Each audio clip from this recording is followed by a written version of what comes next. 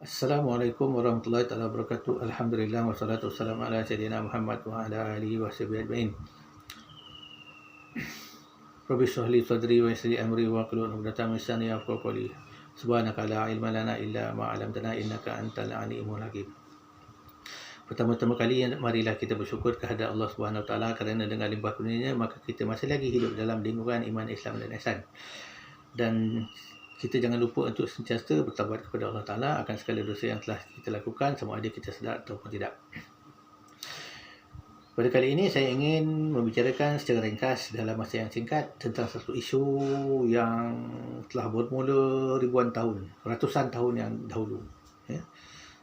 Semenjak selepas zaman salaf dan berterusan hingga ke hari ini, ya. Antaranya iaitu yang mengatakan, beriktikad bahawa Nabi Muhammad itu adalah bersifat ketuhanan.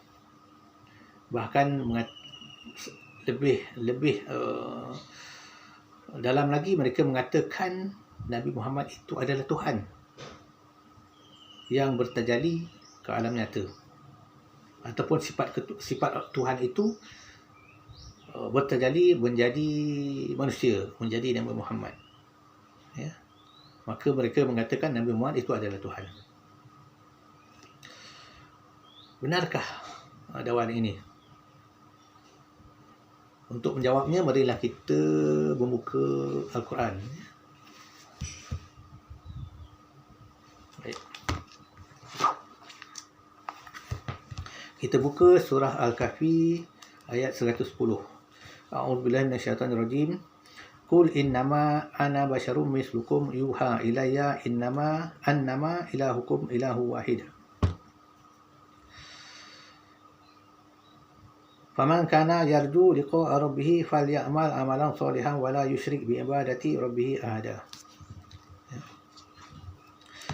Maksud ayat ini, katakanlah sesungguhnya aku adalah manusia seperti kamu yang diberi wahyu, iaitu Tuhan kamu adalah Tuhan yang esa, dan barang siapa berkehendak kepada bertemuan dengan Tuhannya, hendaklah ia mengerjakan amal yang soleh, dan jangan ia mensyirikkan Allah Ta'ala dalam ibadahnya dengan suatu apa. Baik. Ayat ini bermula dengan kalimah qul, dengan perkataan qul, bermakna katakanlah. Artinya Allah Ta'ala memerintahkan kepada Nabi Muhammad supaya berkata kepada manusia. Apa yang diperintahkan iaitu supaya Nabi Muhammad mengatakan bahawa baginda adalah manusia seperti manusia yang lain. Katakanlah, wahai Muhammad, aku, iaitu Nabi Muhammad berkata, aku adalah manusia seperti kamu yang diberi wahyu. Apakah wahyu itu? Iaitu Allah Ta'ala itu Tuhan kamu, Tuhan kita semua adalah esa. Ya. Jadi ayat ini jelas mengatakan Nabi Muhammad itu adalah manusia seperti kita, ya. Dan jelas mengatakan Tuhan kita adalah Tuhan yang esa, tiada sekutu baginya. Dan lagi Allah Ta'ala merintahkan Nabi mengatakan kepada kita manusia, bagi siapa berkehendak bertemu kepada Tuhannya, hendaklah mengerjakan amal soleh dan jangan mensyirikkan Allah Ta'ala, jangan menyekutukan Allah Ta'ala dengan apa satu pun dalam ibadah. Jadi ayat ini menjadi dalil yang kukuh, yang sahih, bahawa Nabi Muhammad adalah manusia biasa, bukan Tuhan, ya. Baginda diberi wahyu, ya, untuk mengatakan Tuhan itu adalah Allah yang esa. Tuhan itu adalah Allah yang baginya ibadah, ya, yang tiada bersekutu ia dengan suatu apapun. Dengan ayat ini jelas menolak anggapan mereka yang mengatakan Nabi Muhammad itu Tuhan. Ya, kerana Nabi Muhammad sendiri menegaskan bahawa baginda adalah manusia biasa dan Rasul. Dan baginda memerintahkan supaya kita beribadah kepada Allah dan jangan mensyirikkan dengan siapa pun. Dengan arti kata yang lain, jangan mensyirikkan baginda dengan Allah Ta'ala, ya. Baik. Kita tengok lagi ayat yang lain. Satu ayat yang lain, surah Ar-Ra'd Ar-Ra'd. Ya. A'udzubillahi minasyaitonir rajim. Walaqad arsalna rusulan min qablik wa ja'alna lahum azwaja wa zurriyyah. Ya. Wa ma kana li rasulin ayati bi ayah illa bi iznillah. Likulli ajalin kitab. Maksudnya, dan sesungguhnya telah diutuskan rasul daripada sebelum kamu, ya, ya, diberikan kepada mereka isteri dan anak-anak dan zuriat, dan tidak sekali-kali rasul itu berupaya mendatangkan satu ayat ataupun berbuat sesuatu melainkan dengan izin Allah. Dan inilah yang telah ditetapkan di dalam kitab di Lauh Mahfuz. Ya. Artinya ayat ini mengatakan, Allah Ta'ala mengatakan telah diutuskan, ya, Rasul-Rasul sebelum Nabi Muhammad, ya, dan dikurniakan kepada mereka isteri dan anak-anak dan zuriat. Dan Rasul-Rasul itu tidak boleh berbuat apa-apa melainkan dengan izin Allah. Inilah ketetapan Allah, ya. Jadi ayat ini dengan tegas menjelaskan bahawa sebelum Nabi Muhammad diutuskan sebagai Rasul, telah diutuskan Rasul-Rasul sebelum ini, ya, sebelum baginda, sebelum zaman kita. Dan setiap Rasul, bahkan Nabi Muhammad sendiri, kita ketahui melalui sirah, baginda beristeri, Rasul-Rasul yang lain pun beristeri dan diberikan zuriat. Sejak zaman Nabi Adam, berisikan Siti Hawa, dan melahirkan anak-anak, iaitu Qabil dan Khabil, dan dari mereka melahirkan pula anak-anak keturunan. Demikian juga Nabi Ibrahim, ya, dikurniakan isteri Siti Hajar dan Sarah dan melahirkan anak-anak sehinggalah bertitis kepada Nabi kita Muhammad sallallahu alaihi wasallam. Bahkan Nabi Muhammad sendiri pun beristeri. Dalam sirah mengatakan baginda beristeri, berpoligami sehingga 12 orang. Dan baginda mempunyai anak, ya, antaranya Ibrahim, ya, dan lain-lain. Jadi dengan ayat ini jelas mengatakan Nabi Muhammad itu adalah manusia biasa, ya, manusia biasa yang berzuriat. Dan Nabi-Nabi, bahkan Nabi Muhammad, tidak berkuasa berbuat sesuatu apapun, tidak berkuasa mendatangkan satu ayat ataupun satu firman ataupun satu perkataan ataupun berbuat apa-apa pun melainkan dengan izin Allah, ya. Bahkan apa yang berlaku, perkara yang luar biasa yang berlaku kepada Nabi Muhammad adalah dengan izin Allah, yang dinamakan karamah, ya. Baginda dan Nabi-Nabi lain tidak mampu berbuat sesuatu, ya. Hanya Allah yang mampu berbuat sesuatu, ya.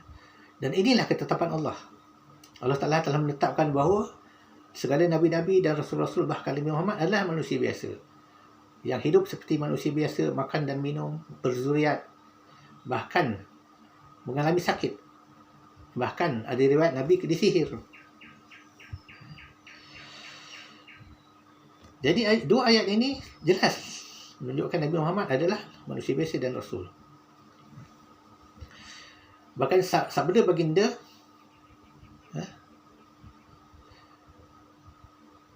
mengatakan, jangan kamu memujiku ataupun menyanjung aku berlebih-lebihan seperti orang Nasrani menyanjung atau memuji Nabi Isa AS, ya. Kerana aku adalah manusia dan Rasul. Katakanlah, ya, bahawa baginda adalah Nabi, manusia biasa dan Rasul. Ini hadis riwayat Bukhari, ya. Mafhumnya demikianlah, mafhumnya. Ya. Dengan sendirinya Nabi mengatakan, jangan kamu puji aku seperti orang Nasrani memuji dan mengagungkan Nabi Isa AS. Kerana dalam iktikad orang Nasrani mengatakan Nabi Isa itu adalah Tuhan. Bahkan dikatakan dalam diri Nabi Isa itu terkandung sifat ketuhanan dan sifat kemanusiaan. Bersatu ia di dalam satu jasad. Nabi mengatakan jangan kamu berkata begitu kepada aku, kerana aku adalah manusia biasa dan hanya Rasul. Dan lagi satu hadis berkatakan, ada seorang mengatakan kepada Nabi, apa yang engkau kendaki dan apa yang Allah Ta'ala kendaki. Nabi menjawab, adakah kamu ingin bersyirik kepada Allah? Katakanlah apa yang Allah Ta'ala kendaki. Ini kalau tak silap saya, hadis riwayat Imam Ahmad. Dengan sendirinya Nabi mengatakan, jangan kamu mensyirikkan Allah dengan suatu pun, dengan aku. Kerana aku tidak mampu. Contohnya, mafhumnya, Nabi Muhammad itu tidak mampu untuk berbuat sesuatu melainkan dengan izin Allah. Katakanlah hanya Allah yang berkehendak. Ada Allah yang maha berkuasa mengadakan segala sesuatu. Itu maksudnya. Jadi dengan jelaslah kita faham bahawa Nabi Muhammad itu bukan Tuhan. Dan baginda tidak bersifat dengan sifat ketuhanan. Sifat-sifat yang ada pada baginda, iaitu Sayyidat Amanah Tabil Fatunah, adalah sifat ciptaan Allah.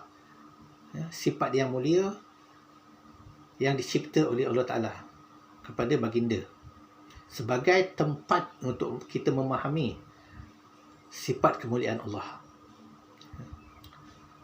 Dan arti kata yang lain, sifat pada Nabi Muhammad itu bukan sifat-sifat Allah. Bukan. Ia hanyalah tempat kita memahami sifat Allah yang sebenar. Tidak sama hakikat. Maka kesimpulannya, naklah kita faham bahawa Nabi Muhammad itu tidak sekali-kali Tuhan, tidak sekali-kali malaikat. Tidak.